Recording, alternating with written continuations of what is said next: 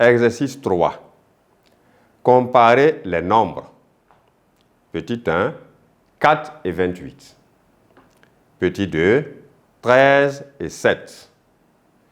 Petit 3, 25,47 et 25,63. Petit 4, 11,647 et 11,641. Alors nous passons à la correction donc de l'exercice numéro 3. Et dans cet exercice, on nous demande de comparer des nombres dans plusieurs cas.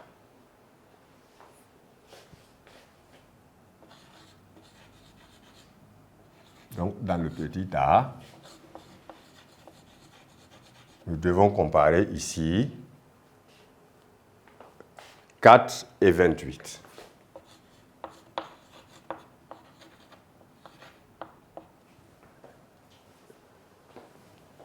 Ce sont des nombres entiers, des entiers naturels. Et quand on demande de les comparer, il suffit seulement de pouvoir dire 4 est plus grand ou bien il est plus petit que 28. Et nous avons vu donc que 4 est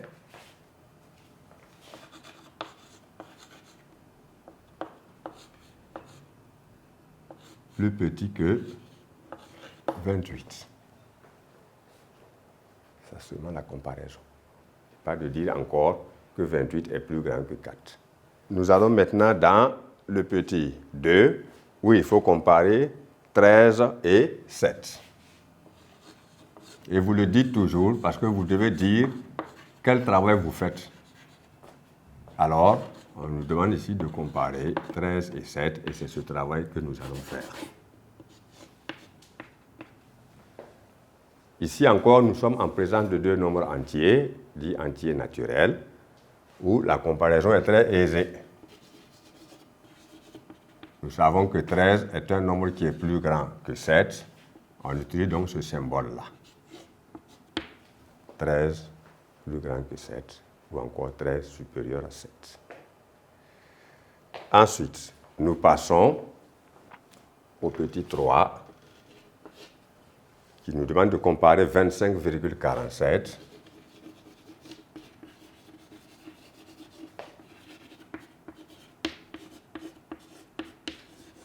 et 25,63.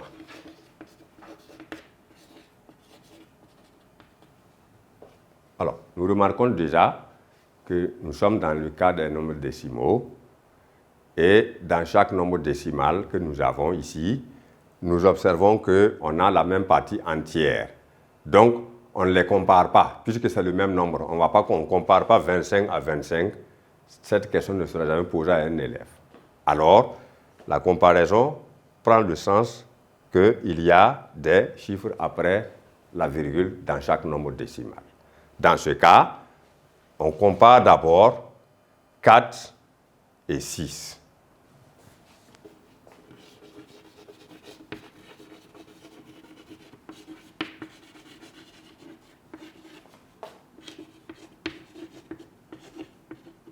Voilà. 4 étant le premier chiffre de la partie décimale dans le premier nombre. 6 est le premier chiffre dans la partie décimale dans le deuxième nombre. On les compare d'abord. Si on n'a pas trouvé de différence, on poursuit. Si on trouve la différence, on s'arrête. Alors, nous voyons ici que 4 est plus petit que 6.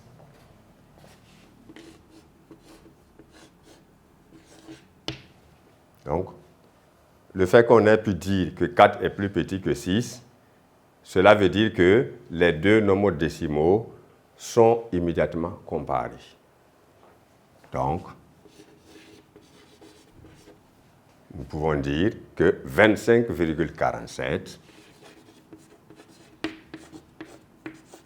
est plus petit que 25,63. Donc, vous voyez que ici, quand on compare les parties décimales, lorsque nous avons la même partie entière, ça veut dire qu'on a comparé les deux nombres décimaux en même temps. Et on le dit, on le fait chiffre après chiffre jusqu'à trouver la première différence. Mais si dès déjà la première étape, on a trouvé la différence, on s'arrête. on n'a plus besoin de venir comparer 7 à 3 parce qu'en ce moment-là, on a 7 qui est plus grand que 3 et on n'a plus de repères pour comparer les deux nombres. Voilà pourquoi on s'arrête à la première différence, toujours. Voilà.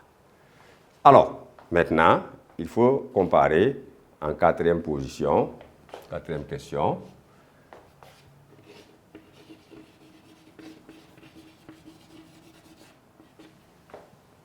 « 11,647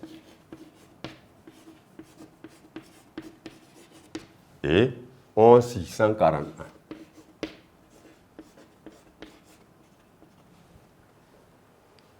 Alors, nous voyons ici que ces deux nombres décimaux, comme les précédents, ont la même partie entière qui est 11.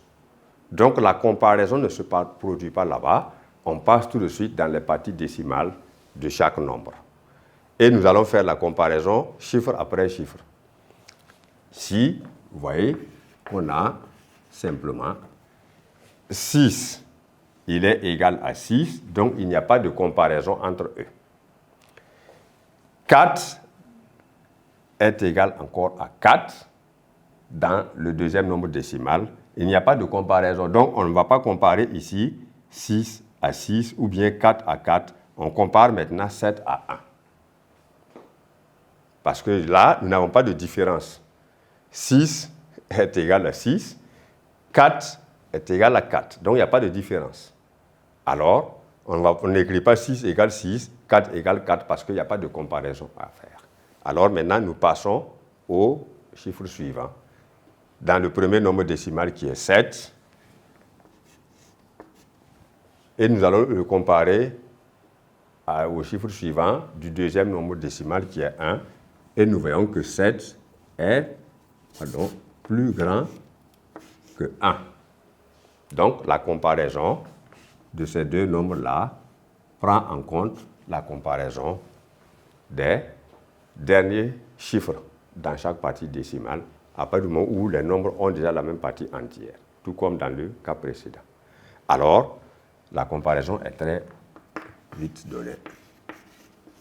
Alors, si 7 est plus grand que 1, ça veut dire que le premier nombre décimal qui contient le chiffre 7 est plus grand que le deuxième nombre décimal qui contient le chiffre 1. Alors, on conclut aisément que 11,647 est plus grand que 11,641.